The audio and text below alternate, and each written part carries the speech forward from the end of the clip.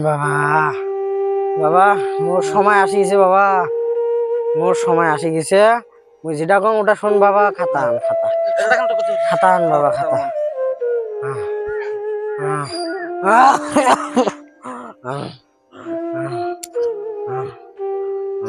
আনিল খাতা বাবা। ওই স্বামী মিলেরটাই 2.5 লাখ বাবা। লাখ বাবা, ওই স্বামী মিলেরটাই 2.5 লাখ, আর ওই ফখরুদ্দিনেরটাই 1.5 লাখ। হ্যাঁ, তারপর তারপর इतनी जल्दी क्या है? ওই ইকরামুলেরটাই 50,000। আর আর আর ওই যে মফিজুলেরটাই 30,000।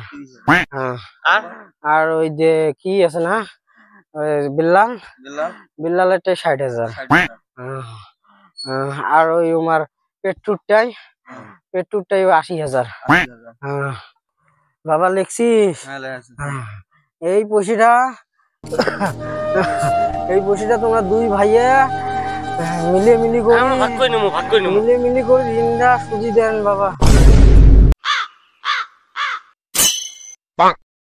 হ্যাঁ, কি কথা কয়ে গেল? ঋণ সোজা হবে আমার।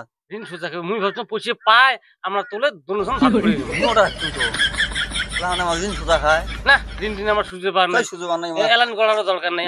কি আরে বলুন কি এলান করারও দরকার নেই।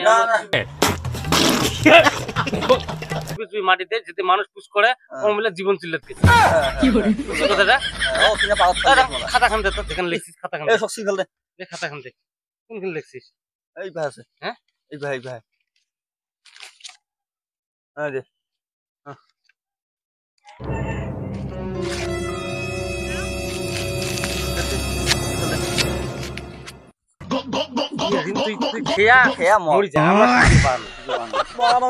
অত্যাচার করে বলেছেন তোমার না আপন বাপ হয়। এখন বাপ হলে আমরা ভাবছি বলে টেহা আমরা পামো, এলা টেহা উল্টে ঋণ সোজা খায়, আমরা তো পাওয়ার নাই।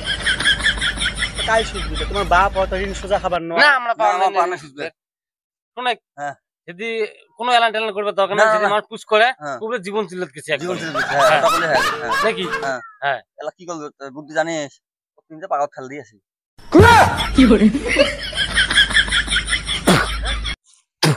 তোমরা মোক পাগারও ফেল দিবেন? হ্যাঁ, তোমরা মোর নিজের আপন বেটা তোমাকে বেশি অত্যাচার করছে।